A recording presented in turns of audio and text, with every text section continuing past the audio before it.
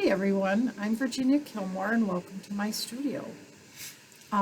Over the weekend I was reading a post in the Syracuse newspaper about a gentleman who lives in a nursing home who's trying to make sure that every nursing home resident in central New York gets a Valentine's Day card. And I thought, wow, what a great undertaking, and I wondered how I could help.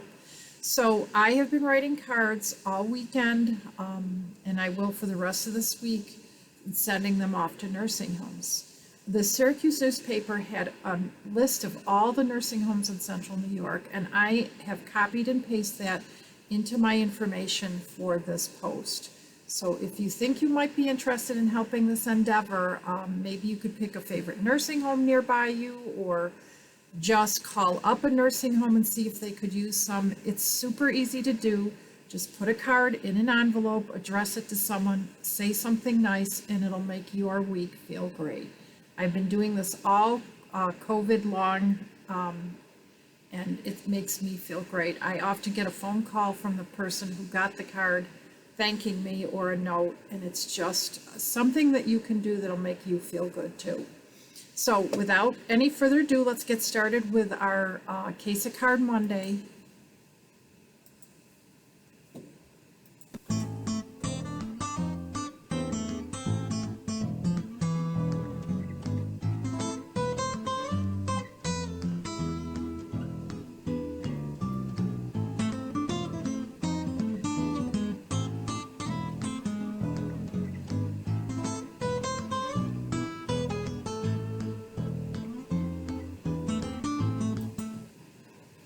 So, this is a card designed by Terry Snyder, and I'm casing it pretty close to what she did. She had a few extra little things that I didn't do, but I love the layout and I love this paper. I use this paper for several swaps. It is called Flower and Field, and it is a freebie if you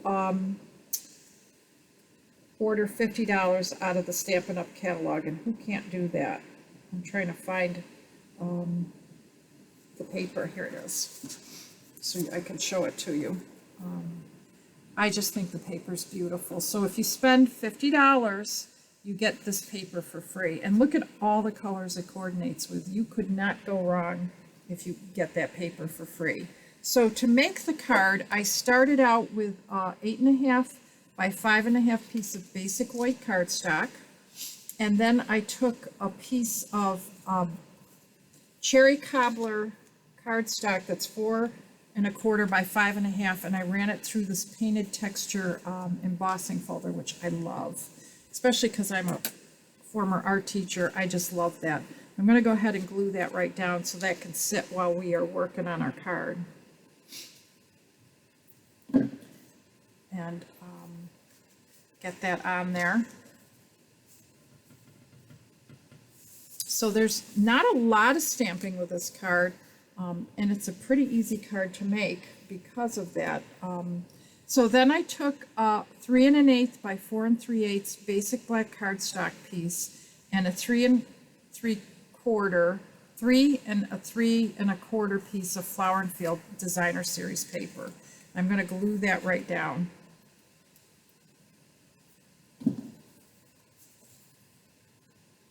Just sort of frame it nicely there.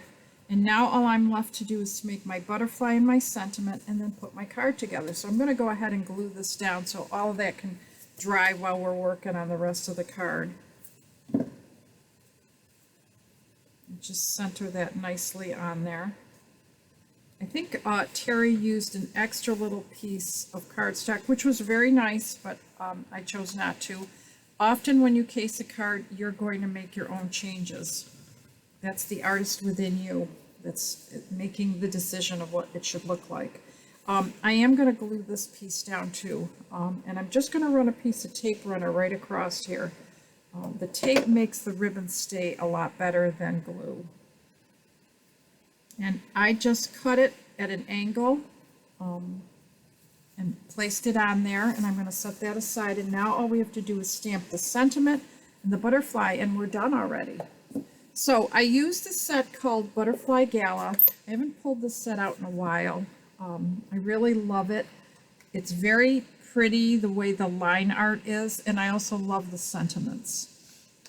So to do the butterfly, and you probably can't even really see it, it's very subtle. It's tone on tone. That means I've taken the same color ink as the paper to make this stamp, and so it's very subtle.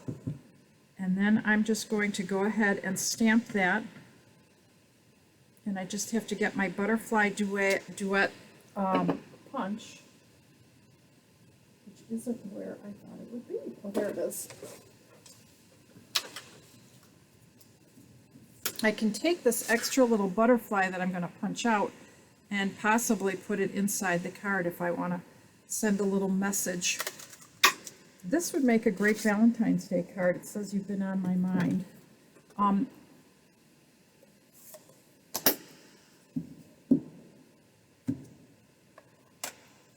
So, and now all that's left is to do the sentiment.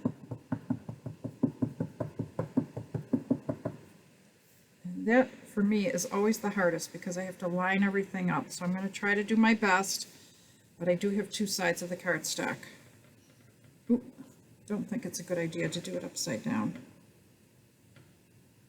Let's see if I like it. I can always do the other side. Sometimes I do the other side and I like the first side better, so. Oh, I got it right the first time. I like it. It's perfect. And now all I have to do is trim it a little bit, and I am just going to use my scissors. Sometimes I'll take it to the paper cutter, but it's not necessary. So that's going to get glued on from behind. See how super quick this card is to make?